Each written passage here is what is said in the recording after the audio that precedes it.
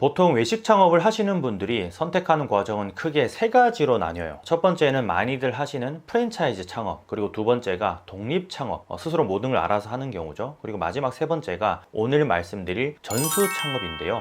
사실 전수 창업이 그 누군가는 장점에 대해서만 얘기를 하는데 이것도 각기 장단점이 있어요. 전수 창업의 가장 큰 장점은 일단 맛을 보장받을 수 있다는 것인데, 단점으로는 잘못 선택해버리면 맛은 보장받더라도 장사가 될 수 있는 구조가 부족해서 낭패를 보는 경우가 많아요. 최근에 3,800만 원짜리 족발 전수 창업을 하신 분과 2천만 원짜리 냉면 레시피를 전수받아서 창업하신 두 분 다 이 월 매출이 2천만 원이 안 돼요. 맛은 그럴싸한데 운영의 묘가 없었던 거죠. 오늘 제가 말씀드리려는 게 전수 창업이 좋다 안 좋다를 이야기하려는 게 아니라 여러분에게 도움이 될 수 있는 세 가지를 이야기해 보려고 해요. 첫 번째는 전수 창업을 할 때 꼭 알아야 되는 부분, 그러니까 전수를 받을 때 유의해야 될 점. 그리고 두 번째는 전수 창업으로 수익 창출을 하고 싶어 하시는 분, 그러니까 전수를 해주는 분들, 이분들이 유념해야 될 부분. 마지막으로 전수 창업을 할 때 최소한의 이런 것들은 외부의 도움을 더 받아서 하면 좋다에 대한 부분이에요. 사실 이런 내용들은 유튜브에 잘 나와 있지도 않고 숨겨진 정보들이라서 언급한다는 게 조금은 껄끄럽기도 해요. 업계분들에게 질타를 받을 수 있거든요. 알려지지 않은 정보이기 때문에 싫어하시는 분들이 있을 수 있어요. 다만 늘 그래 왔듯이 이걸로 인해서 또 다른 발전을 이루시는 분들이 분명히 계실 것이기 때문에 콘텐츠를 제작하고 있는 거예요. 중간에 이 영상이 내려갈 수도 있으니까 메모하실 분들은 메모하시면서 보시는 걸 추천드려요.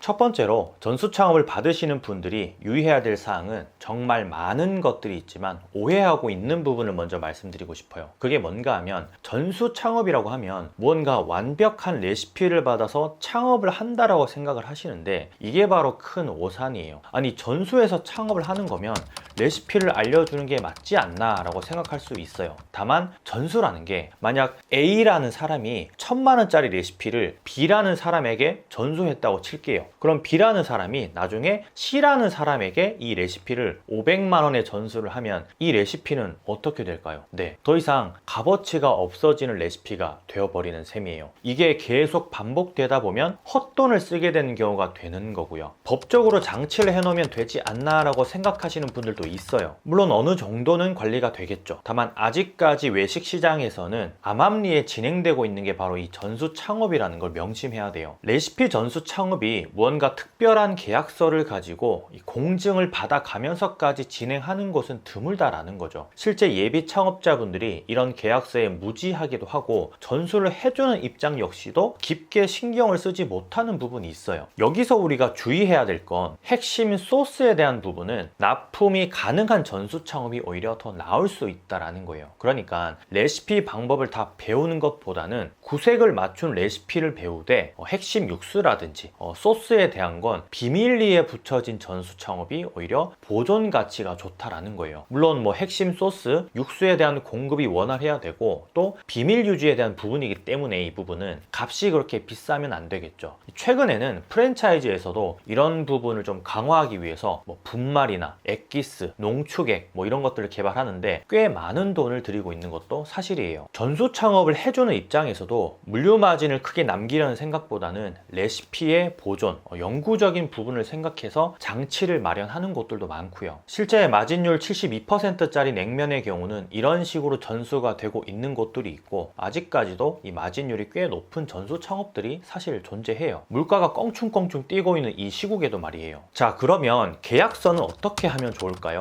네, 아주 확실하게 써야겠죠. 특히나 상권 보호에 있어서는 일반적인 프랜차이즈보다는 상권의 범위를 훨씬 넓게 잡을 수 있는 이점을 놓치면 안 돼요. 충분히 융통성도 발휘할 수 있기 때문에 적극적으로 어필을 해야 되고요. 인구수, 반경거리, 행정구역에 따른 면밀한 상권을 부여받는다면 확실히 이 레시피에 대한 보존과 영업구역에 대해서 메리트를 가질 수 있는 거죠. 실제 족발과 냉면, 그리고 국밥의 경우는 이런 레시피를 전수하는 곳들이 꽤 있어요. 문제는 레시피가 잘 보존되지 않는 문제와 계약서의 허술함 때문에 상권 보호가 나중에는 무너진다는 점이 아쉬운 부분이고요. 이 마지막으로 전수비에 대한 부분은 반드시 이 비용 처리를 해야 되는데 부가세 환급을 받으셔야 되고 그게 불가능하다면 5년에 나눠서 감가 처리를 꼭 하셔야 돼요. 이걸 놓치시는 분들이 많아서 좀 아쉬울 때가 많았어요. 두 번째는 전수 창업으로 사업을 확장하려는 분들에게 드리는 팁인데요. 맛있고 손님도 많아요. 그래서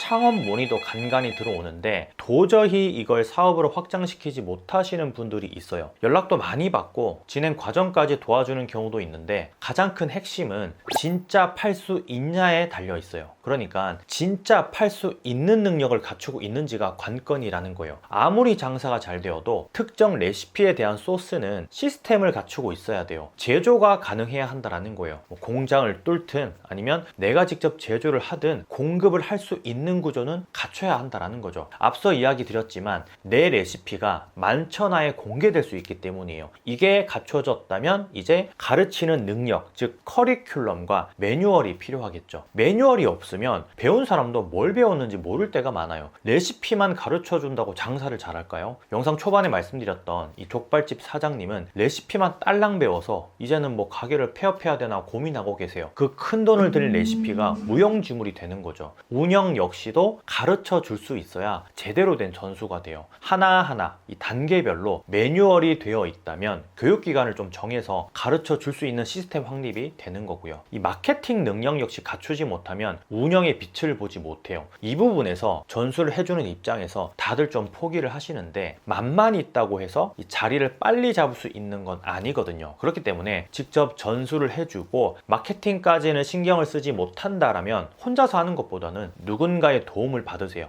기본 마케팅 사항이라도 말이에요. 그리 큰 비용이 들지는 않기 때문에 전수비로 받은 금액에서 조금 뗀다는 생각을 가지시면 좋아요. 전수는 받았는데 기본적인 마케팅 때문에 자리를 못 잡고 있거나 혹은 원조 논란이 생기면 전수해준 입장에서도 좀 골칫거리이거든요. 늘 말씀드리지만 알맹이가 있다면 마케팅은 꼭 성공하기 마련이에요. 내부적인 브랜딩을 하고 외부적인 마케팅을 했을 때 비로소 오래가는 전수 창업 모델이 될 수 있어요. 무작정 장사가 잘 된다고 맛있다고 전수 창업을 해줄 수 있는 게 아니고요. 신뢰가 있어야 전수를 받고 싶은 사람도 이 수천만 원을 지불할 의사가 생기는 법이에요. 마지막 세 번째는 다시 전수 받는 입장에서 인테리어 컨셉과 전략은 따로 구성하라라는 걸 말씀드리고 싶어요. 보통 전수 창업을 희망하시는 분들은 맛에만 너무 포커스를 맞춰요. 5천만 원짜리 레시피도 시중에는 있어요. 맛 때문에 책정된 금액이에요. 그런데 문제는 컨셉이 약하다라는 공통된 허점이 도드라져요. 고액의 전수 창업을 한 곳을 가보면 동선부터 시작해서 인테리어 컨셉이 엉망인 곳이 참 많아요. 획일화되어 있지 않고 아이템과 좀 동떨어지는 분위기를 구사한 곳이 많다라는 거예요. 인테리어라는 게 사실 전수 창업의 경우는 같은 인테리어 팀이 붙을 수 있는 여지가 좀 적어요. 오래된 전통 있는 집의 경우는 인테리어 팀 대표가 이미 돌아가신 경우도 있었어요. 게다가 지역적으로 좀 멀거나 하면 그분들을 데리고 우리 지역에서 일을 시키는 게 좀 어렵거든요. 그렇기 때문에 레시피와 기본 운영은 배우더라도 인테리어와 컨셉은 확실히 그냥 따로 하시는 게 맞아요. 그 비싼 레시피를 받아서 장사가 안 되는 인테리어를 해놓고 열심히 하시는 분들을 볼 때마다 참 마음이 아팠어요. 인테리어가 일반인 입장에서는 이 마진 구조를 파악하기가 좀 쉽지 않은 업종이기 때문에 선택에 있어서 꽤 까다로움이 있는데 그렇기 때문에 더더욱 전수자의 이야기에 혹해서 하시는 경우가 많더라고요. 레퍼런스를 보고 디자인과 견적을 좀 전체적으로 비교한 뒤에 해도 늦지 않아요. 미리 계약부터 하고 나서 하는 한탄을 너무나 많이 좀 보다 보니까 드리는 이야기예요. 맛은 보장될지언정 인테리어에 따른 소비적 관점에서의 그런 관여도 그리고 컨셉은 또 다른 문제예요. 장사의 전략 역시도 마찬가지예요. 전략을 가미시키는 메뉴 구성이 필요할 수도 있고 고단가를 만드는 메뉴판 전략을 입힐 수도 있어요. 맛이 아니라 다른 요소에서 다시 오게 하는 전략과 전수를 사용할 줄 알아야 하는데 전수만 받으면 모든 게 끝이 나는 경우가 많다 보니까 실제 기본적인 전략을 짜지 못하는 곳들이 많더라고요. 이 부분 꼭 명심하셨으면 해요.